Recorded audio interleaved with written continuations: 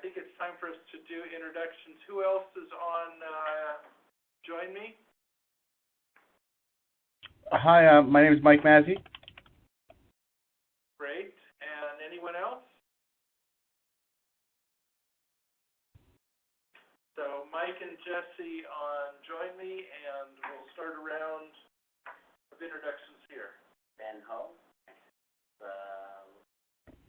next opportunity, and interesting because hope to be in your same situation shortly. Great. John Gagnon, co-chair of the Roundtable. I'm operations manager and radiology informatics here at Leahy. I'm Ari Davidow. I'm now a project manager and scrum master at Street. Steve Fenton, I work down the street for a place called Cohesion. I'm a senior project manager. We do content development, corporate, higher ed, K-12 stuff. We also agile training and staffing. Chris White, the assistant manager. Allison Ryan, I do contract program and project management work. I'm currently in Johnson Controls. They acquired Tyco. Most folks are Tyco. Hi, I'm Wes Cathcart, senior IT project manager here at Leahy. All different kinds of projects. Great. Did anyone else join us from Join Me? Yeah, Josh Brickman, Oracle, on the phone. Great. Peter Levine, working on applications. Okay, so next month, Yuval Yera will be here. He's going to be talking about scaling Agile, and in particular, a framework called SAFE. And the February chapter meeting is going to be Cheryl Lower, who we're also hoping to get here at the Roundtable in a few months. That'll be over at Brandeis, so for a change, the meeting will be fairly close to us. We have our next professional development day, again an accessible one here north of Boston, Wakefield, coming up in March. I not only encourage everybody to go, but report back to John and I on any speakers that you hear that are particularly promising, because we'd love to fill out the calendar. It isn't done yet. For that matter, if there's anybody listening who has an idea, I'd be happy to talk with you about a presentation or even a discussion. Today's topic, when we get there, will be a discussion rather than a formal presentation. Start in a couple of minutes, and then about 8:20, fine to remind me it's time to stop talking, wrap up, and be out of here in time to get to work. There are 11 roundtables now in the Boston area. There's a new Agile group that meets in Boston, healthcare meets in Boston, and a PMO group that meets in Woburn. Otherwise, there's us in the north, there's two South Shore groups. The Metro West is currently inactive, but we'll see how that goes. And North Shore, Cambridge, two more in Boston. Not that we're Boston-centric in any way. You can always find out what the next event is by going to PMI Mass Bay page for professional development. Follow the arrows. John updated this so it actually reflects the page it is today.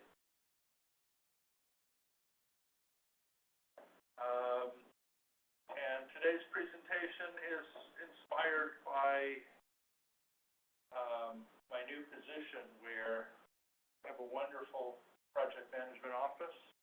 But the reason they hired me is they had some projects running for about a year. Heard to somebody they might run better if there was an actual project manager.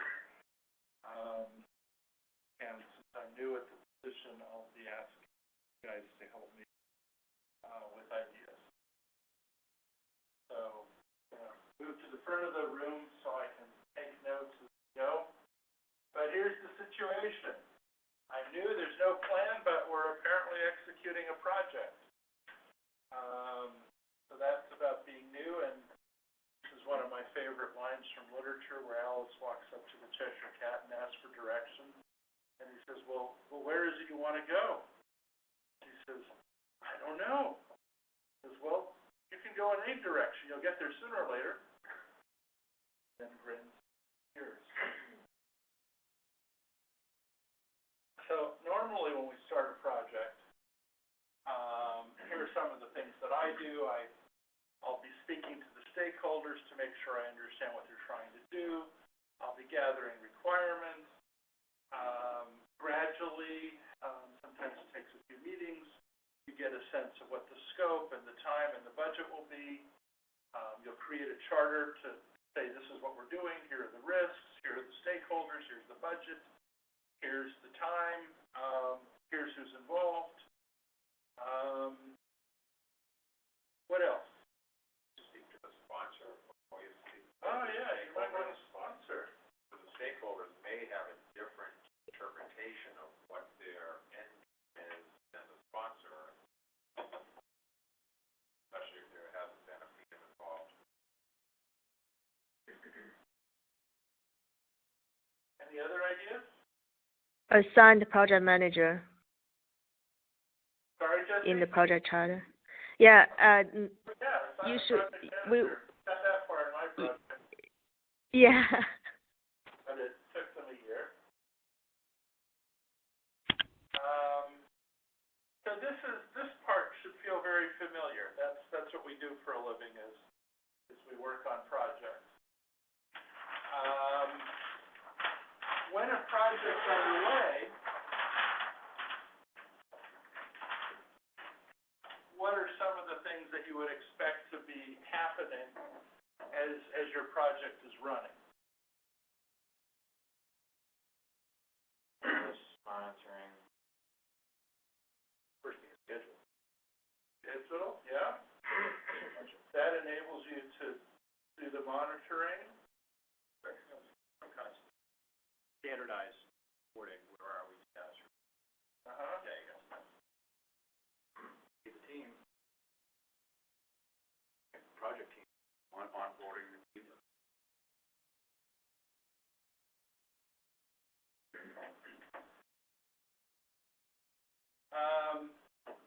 So as you meet, sorry, you were, Oh, no, I just said onboarding.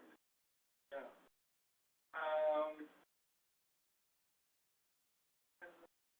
Okay. So, yeah, just what we said, I'm always, as a project manager or as a scrum master, spending a lot of time with the product owner or whoever the senior stakeholders or sponsor are to make sure that the work breakdown structure items or the grooming or the backlog represent what's coming up and understand pieces. A lot of work with the team as problems arise or turns out what we thought would happen didn't quite happen. There's always upcoming risk that I'll have documented in the charter. Did it happen? Did we mitigate it or avoid it? Basically keep the plan flowing, make sure the stakeholders know what's happening. Status meetings, sprint reviews, reports. How about, change management? Oh, yeah. Yeah. In some form. Because that's part of the process. We were doing traditional project management, we assume we know what all the factors are up front. In an agile process, we assume that as we learn, as we put code or whatever the product is in people's hands, they'll tell us what's working, what's not, and where we're in the right direction. A lot of what I do is get stories. And I emphasize this. I think it's no accident that when we talk about Scrum and, for that matter, most Agile methodologies, instead of use cases, we often talk about user stories. not enough to say, I need a feature to record a person's name. It's, I need to record a person's name because I need to achieve this, solve that. They always, whatever the feature request is, whatever the requirement is, has context. So a lot of any project you step into, what problem are we solving? Never how do you expect to do it? Because if you ask any engineer, they'll say, well, I'm going to stand up this server. I'm speaking software development, that's what I work in. I'm going to stand up this server. I'm going to make sure I install this operating system and these utilities, and then I'm going to build a whatever. And but what the goal wasn't to stand up a server. The goal wasn't to install specific utilities. The goal was to create a particular environment, a particular software product, whatever. So the focus is always, what are we actually solving here? We've got a process running, we're doing stuff. What tells us when we're done? What will it look like when we're done? Here I am in the middle of a project that's ongoing, and what I'm hearing rapidly as I talk to stakeholders is, gee, we've been at this for a year, but we haven't really accomplished anything. Well, where were we headed? How did you get involved? How did you get sucked into this? Because quite often the story of why this particular engineer, this particular department gives you some sense of what the outlines are of what's trying to happen. You're really looking, it's almost like an archaeology. You want to keep things moving, but you also want to understand how you got where you're going, because there is no plan, and ultimately you have to create one.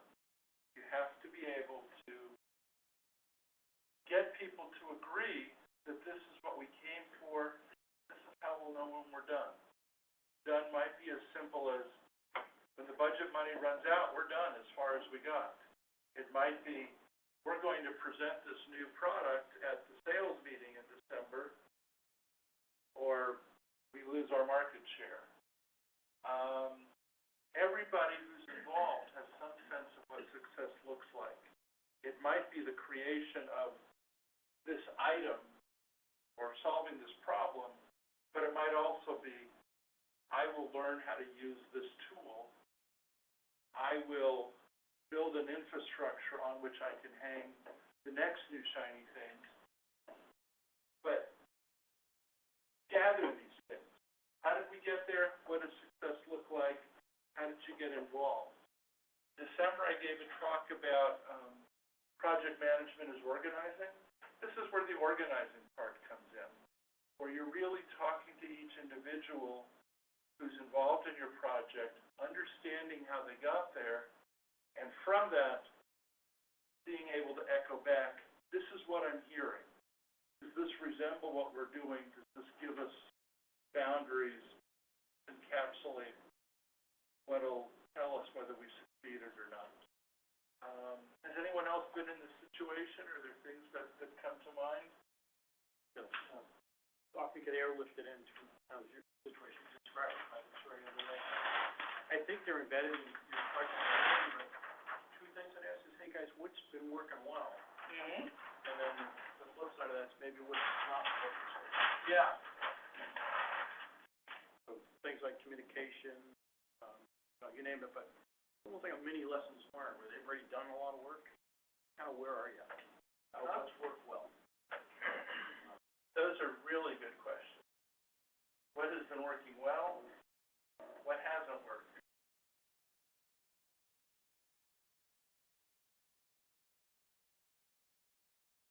And extrapolating from that, you're also able to say, does something need to be fixed? This will happen even if there is a project plan. You've got something on paper, but these questions tell you, what are you really doing?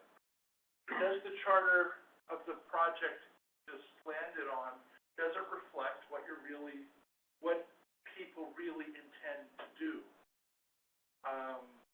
In many organizations, it's very easy to get something moving almost on its own inertia. Our department always builds these things. Every year we have a new infrastructure improvement. We just bought this company, we need to integrate it. Whatever it is, we often get started because that's what we do.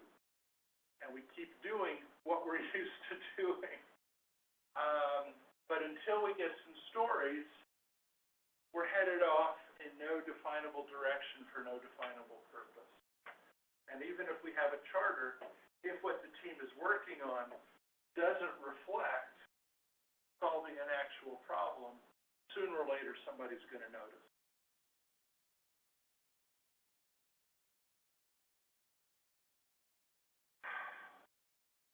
This is the fun one. This is Project Management 101 again.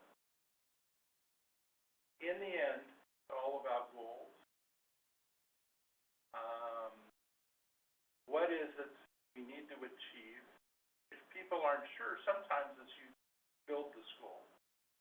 People will tell you, well, we have a program where we create widgets, and we're adding new widgets.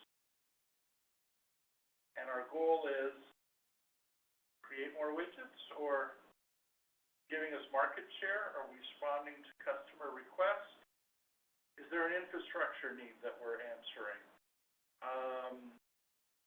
Has the field changed? Is there new regulation that we need to accommodate? Whatever it was, what are the stories that people tell, and what can we derive from that? When I talk to, yesterday I'm talking with one of my stakeholders, and I say, what do you need to create a development environment? We're building a new cloud infrastructure, and while that's happening, the developers have to product. Well, they have to release products that will work with this infrastructure that doesn't exist yet. So one of my short-term work breakdown items is, okay, developer needs to write code that will talk to databases that don't yet exist. What do you need, Mr. Infrastructure Person, so that what do you need to do so the developers can start work? If you've worked in test-driven development, you know the answer is you create some sort of stub. You don't need a fully developed service. You just need something so when the developer's code says, give me the data, you give back something to show that that request was working in an expected way. You don't have to have a database. You have to have a way for the developer to know it's working.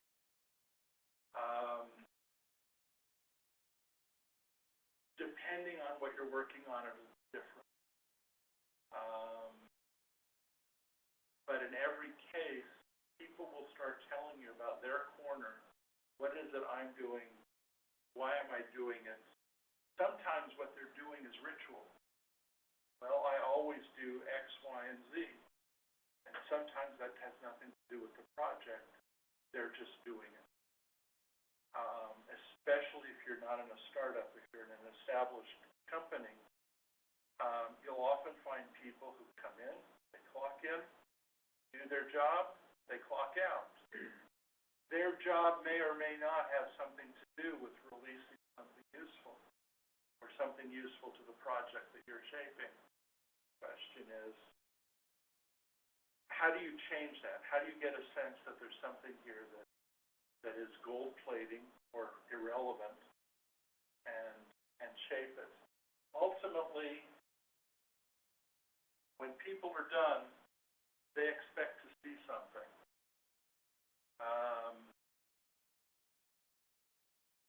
As I said earlier, there's a reason why in Scrum we call them user stories. It isn't just that we've fulfilled this as some type of user, I need to accomplish a goal for this reason. It's teasing out. Sit around the campfire, tell me what it is you think we're trying to accomplish. so that we can accomplish something in context. Actually, this would be a good time. Give me some user stories. Instead of me coming up with all the examples, what are things that you guys are working on, or a user story that's relevant to?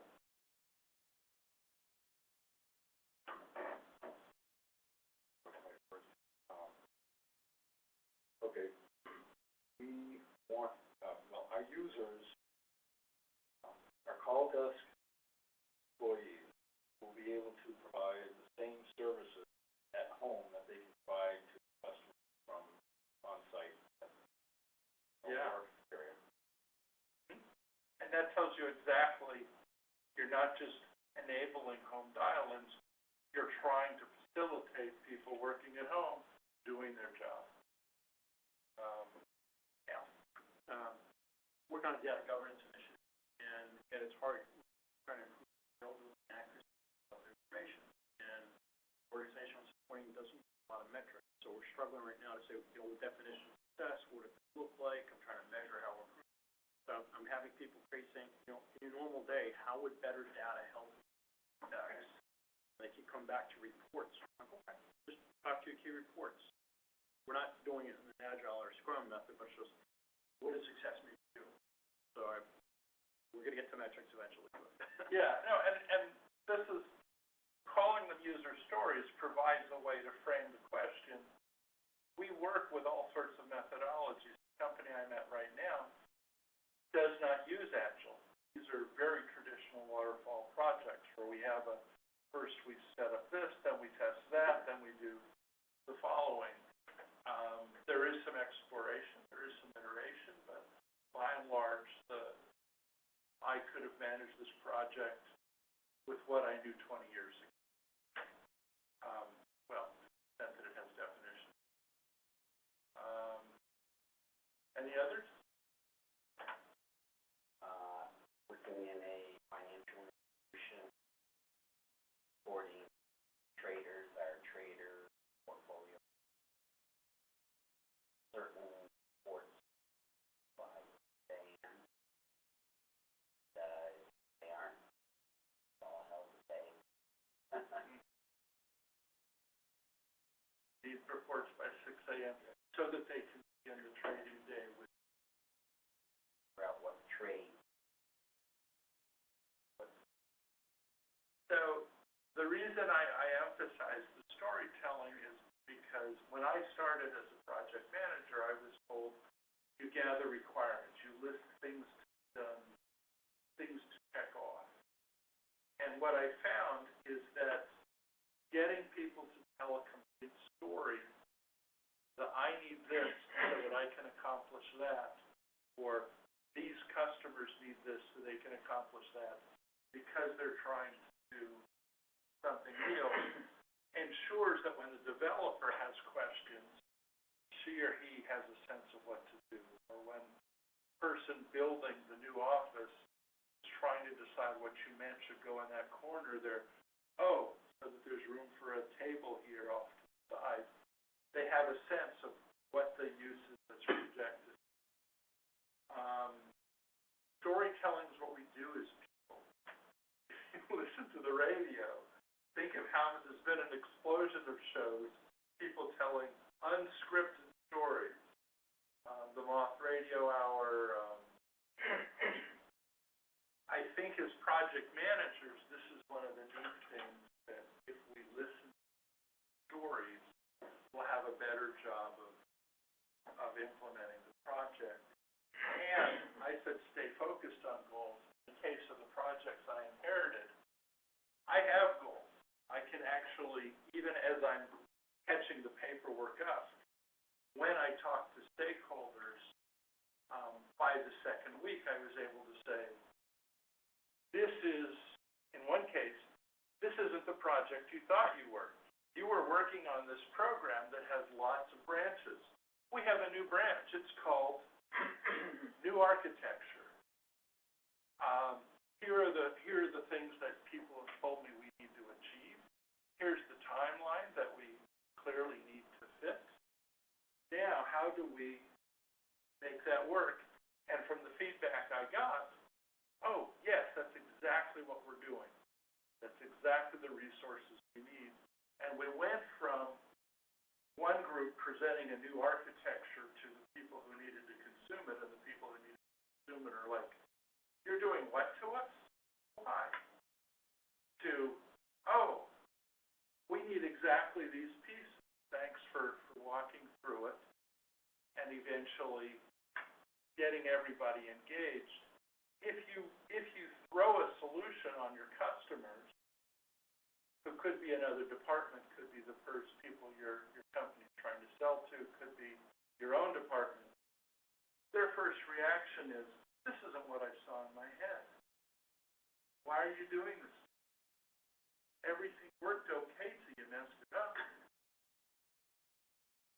Ari, I think I kind of know the answer to this, but do you find that you're an Agile expert in, do you find that, say with this current project, you have waterfall, you have Agile, it's kind of, sounds like it's kind of an amorphous, that sort of the verbiage, the processes, that it's a challenge, that they get jumbled, and it's kind of not one or the other?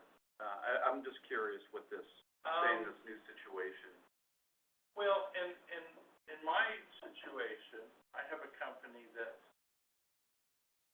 wanted to become Agile about 3 years ago. I mean, that's the reason they hired me, is I'm a Scrum Master part. But in fact, retained a couple of names from that first burst of training. We have a review and we have a planning session, but they don't resemble any review or planning session I've ever seen, and backlog doesn't. I don't really care. People, you want to get people to use common vocabulary. If you're affecting change, and part of getting my projects done is part of several projects that are happening in the organization, which is recommitting to Agile. So since that's where we're moving, I will use Agile terminology because I want people to have that familiar term. But we don't necessarily call every time we sit down and look at the backlog, we don't necessarily call it grooming. The term that members of my team are comfortable with is refinement. Okay. Some of it's listening to them, some of it's using the terminology. If you're in between process, it doesn't matter what terms you use, as long as everybody understands. One of the key things behind user stories in an Agile development environment is having a shared definition of done. That's my goal. Whatever it is we say we're going to do, I want to get to a point where when it's done, everybody knows it's done. Instead, when I walked in, I had a lot of stories where the developer would say, this is done. We had a successful sprint. And I'd say, oh, great, let's check it off the list. He goes, well, they haven't finished QAing it, and I don't know what's wrong with them, but the users haven't accepted it yet. Well, our goal is to deliver usable stuff, and that means it has to be tested, and it has to meet what the user thought.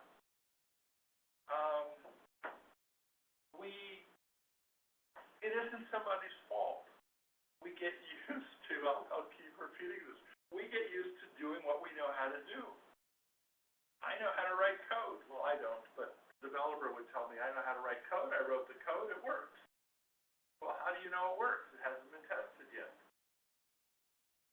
Maybe we should use test-driven development.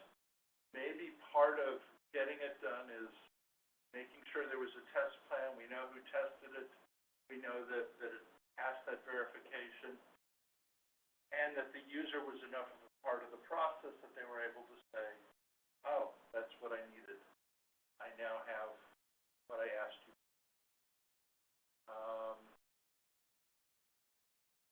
I love leading. I mean, part of what you end up doing is true even in mine projects, is there are all these things that are coming together. We never, even in a waterfall process, it's never as clean as we did this, then we did that, then we did the other. While we were doing the this, we're worrying about the that, we're answering a query about something that seemed initially unrelated, but is affecting my team, and eventually we want to create a rub. That seems to be my experience.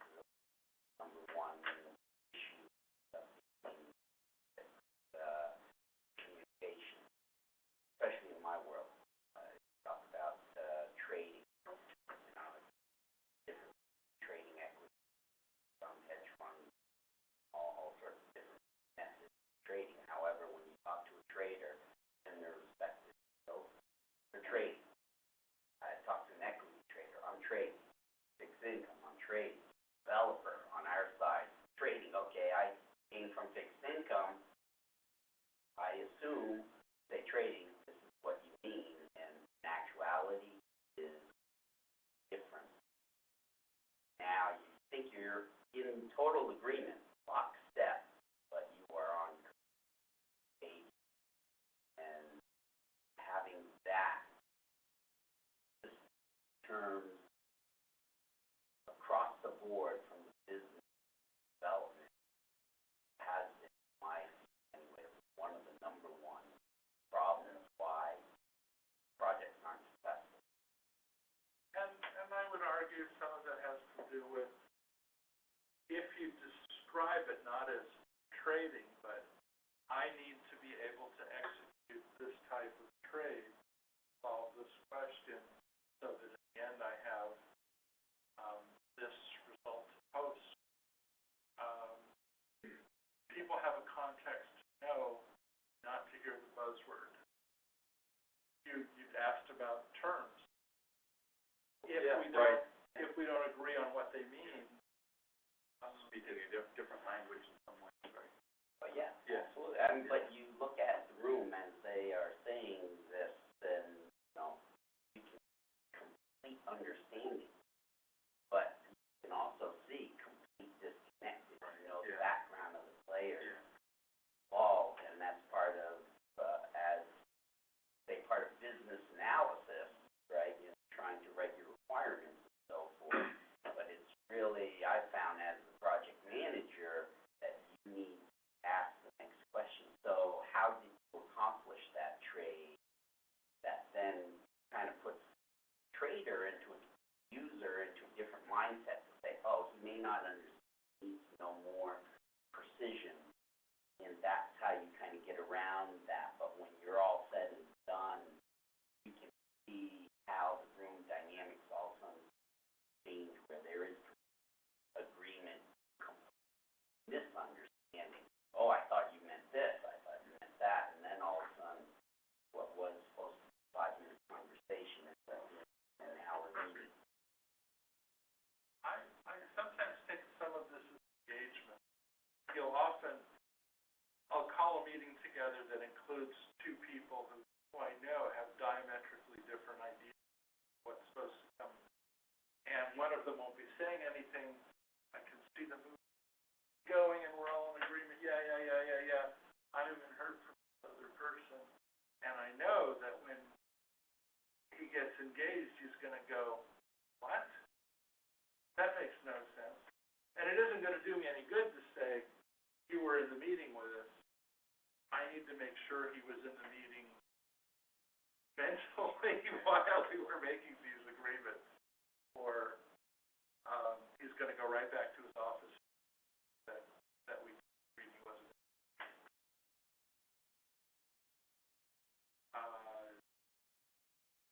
This whole question of it comes up in other contexts. Present. Part of what you're doing is not just walk through the agenda. Are you present? Did I do something to get you away from checking your meetings on your phone while we're doing this meeting, so that you're conscious of what's happening, and in fact it reflects something that you carry out or would want to carry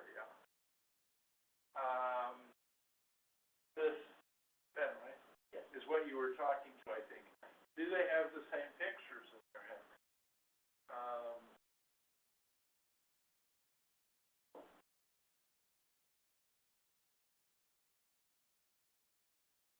I'm just very poetic. But when I think about it in my head, those are terms that I would use. We like to think in terms of, do I have something that people will sign off on? But what you really want is something that reflects something that has some inner grace, that people understand, will carry out, and will deliver something worth delivering. There's no point doing a project. Got to accomplish. Figure out, I got people who are verbal, some people are very graphic in their learning style. Having to merge that into co-opting together is somewhat challenging. One's one way, one's another way. Yeah. Well, that's why, some of your slides want to be graphic, some of them want to be Visios, which I didn't put together for this particular presentation, but Visio is one of your friends. Some of it wants a bulleted list. I've had meetings where I would break the group and say, this is what I think we need to do. I'm going to divide into 3 teams.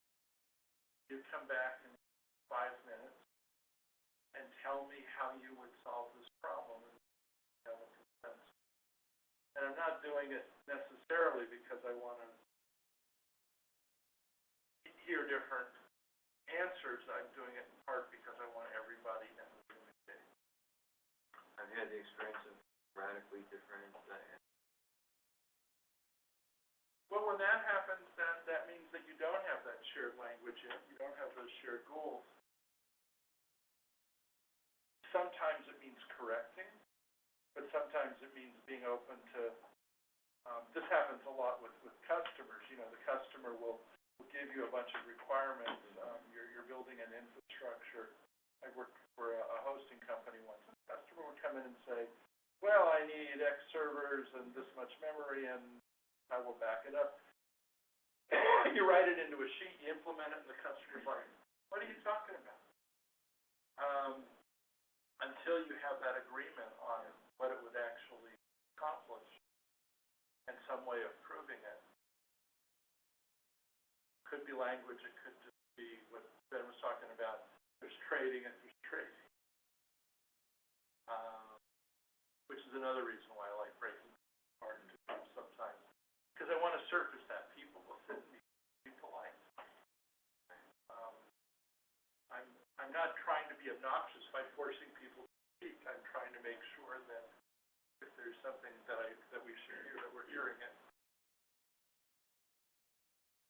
Ari, was it a priority of yours to find out sort of who was on board and who wasn't? In most projects, yeah. Because there's always somebody who's dragged along. This current project has one network engineer who's just Mr. No. Whatever it is, we don't have time, it's the wrong path, yada, yada, yada. But in fact, he's okay. He's Mr. No because he's listening like a Far Side cartoon where he only hears certain terms. Once he knows that those terms are there, whether we've made them explicit. There have been projects where people have been mostly, especially in my case, the one advantage of walking into a project that's been underway for a year, whoever's there, they're making something happen or not. I mean, Right. They're actually aligned with keeping this going. So that isn't my issue. Yeah. Not getting it is my issue. So as I said, iterate. You've heard me repeat a lot of things as I talk. You present it. Often after after a meeting, I'll send out a "this is what I heard" follow-up. Follow that up with one-on-ones, because you send out your email meeting notes, and you could have just sent out an invite to attend a knitting party. People will politely say, sure, and nobody's going to show up. You've got to make sure that as you walk through it, that's what they meant, and they're still on board. Or keep them engaged. Part of that one-on-one conversation is, this is what we agreed. I need you to do X. Your staff person's doing X. The other group is doing, because we're assuming you need Y. Doing your best, and people will change. One of the reasons we use Agile is just because I set up the goals and got a consensus on what we're doing and when and how, doesn't mean that as we move through, we're not going to discover that there was an opportunity there, some reason to change. Something doesn't work. We made an assumption that we could build here. We made an assumption that that's what the customer wanted as we ran our proof of otherwise. Big thing is meetings or negotiations. You're not there to tell people. You're there to present what you've heard. You're there to make sure that it's coherent. Just because people said it doesn't mean it belongs in the project. But in the end, you have to present something, has to be accepted. If what it takes to accomplish your goal is different from what you expected, that's okay. If the goal has shifted and you've done your change management and people are in agreement, that's okay. Not okay is to lay down the law, expect people to follow it, whether or not it makes sense. I think as I've done more work with larger organizations, very comfortable doing what they thought they were told to do, and that's their involvement. You want a good project, you want them involved. Even if it's to continue doing what you've been asking. Problems that I've run projects that actually have all the right stakeholders. Some stakeholders actually have been purposely left off because of taxes. That's the biggest. So, someone did want someone involved and purposely left them out, but they're absolutely critical to the process of trying to get them involved. Yeah, that's where when Travis comes in and gives his talk, he'll talk about projects gone bad, and that's often. In this case, as I said, I have a project, two projects that have been underway. They've been underway for some time. People have noticed that they're not achieving anything, but they've kept at it because there actually was general agreement something needed to happen. There were, it turns out, what there wasn't was a process and an actual plan and some way of agreeing that this part is done, time to move on to another. And I think that's kind of the need, because reflect back and go, so much of project management, when I thought I knew what was going on, is similar. We did create a charter. We did have these goals. We did set out. Were we listening? Did we capture what needed to happen? What changes to make? I think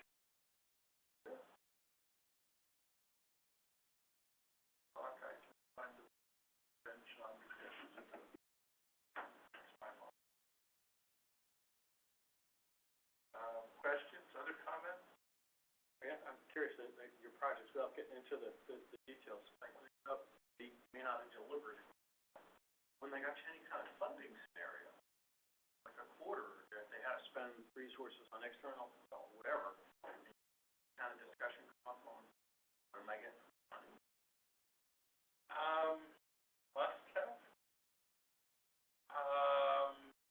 One of the projects I'm working on is being renegotiated with the vendor right now because we were supposed to give them a certain amount of services, and we're at about 1/10 of those services.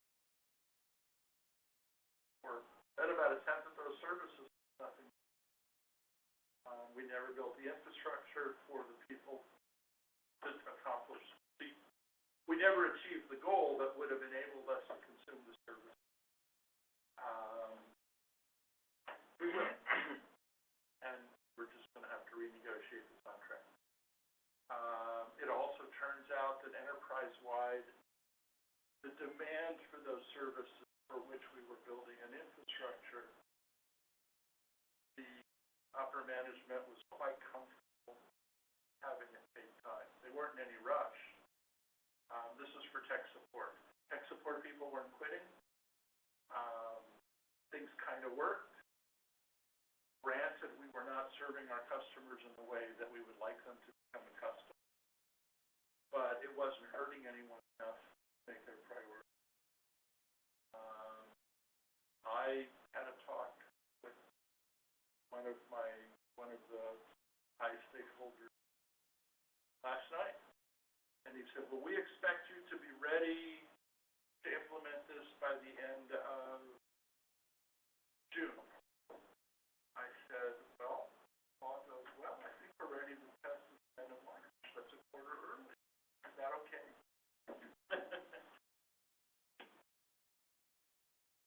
What do you say?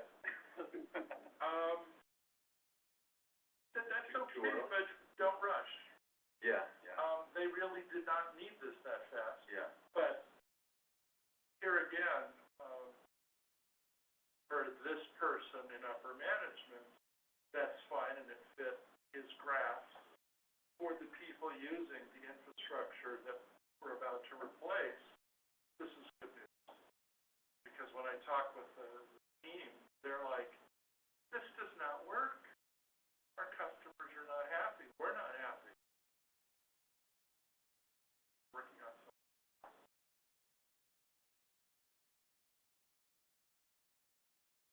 Most projects that I've been on that have gone astray because we didn't take the time to write down what we were doing, make sure that that's what that was solving what we needed to solve. At some point, somebody said, well, they wouldn't, those were my words, that this is ritual and it's not getting me what I need.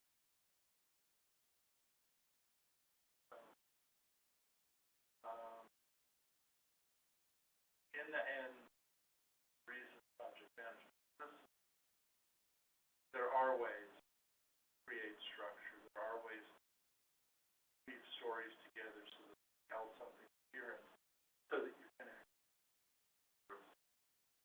And those same tools can be used. Say it didn't happen in these cases. Could.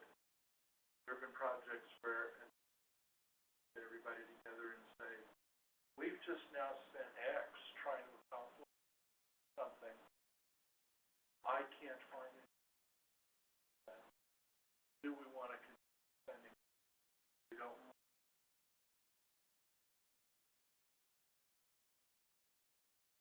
That's the other, to me, that's the other side of project management. They aren't all great projects. Some of them shouldn't have gotten chartered. And sometimes head in the right direction. I worked a lot in cloud computing 5 years ago, 10 years ago, cloud computing had to solve problems.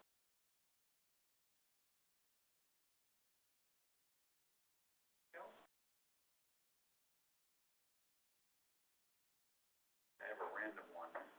Anyone know what, could anyone explain the Internet of Things? Oh. You ever? Yeah. The short, let me try and give you as short an answer as I can. The short form is we can put chips in to let devices broadcast stuff they know. Your refrigerator can broadcast that you're out of milk as a sensor for the part, as an absurd example.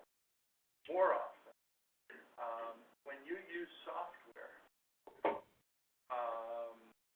the first time it crashes, or sometimes when you set up the software, you'll get a request that says, can I send information home about what just happened? Our engineers can spot trends and fix bugs. If you say yes, scads of data will go into the database somewhere, and the engineers will have all this data. What features of the product are you using? What caused the bug? Even better, you're not using these other features. Maybe we shouldn't develop them further. The Internet of Things is reflecting everything from tire pressure, how you use your software, all the stuff that doesn't require humans to report on. But it's data there for the collecting, and the idea is that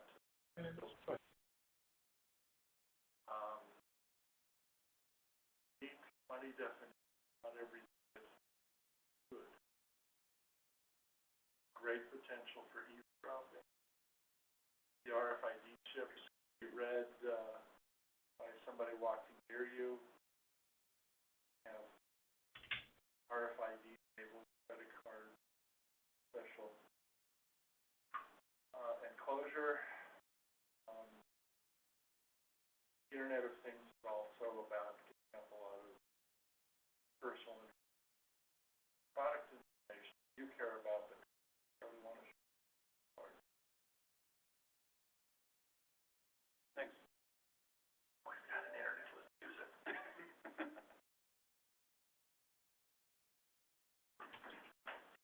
PTP products are wonderful and are now starting more of that phone. Specifically, everything from salespeople being able to say, you know, we have all these features you're not using. Do they matter? Can we offer you some training? If your people are doing this, we have ways to make that easier. Are you interested?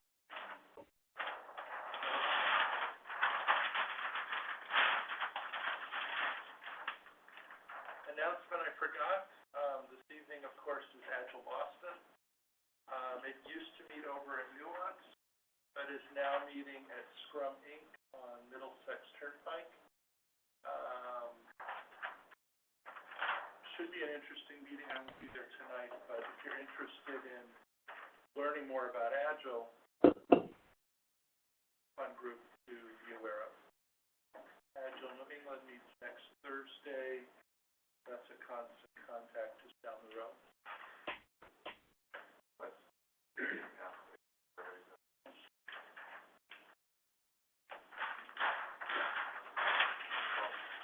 We'll stop recording now, and I'll stop the recording now, and we'll end the meeting. Thank you to our remote participants. And thank you, participants. Yes. Okay, thanks.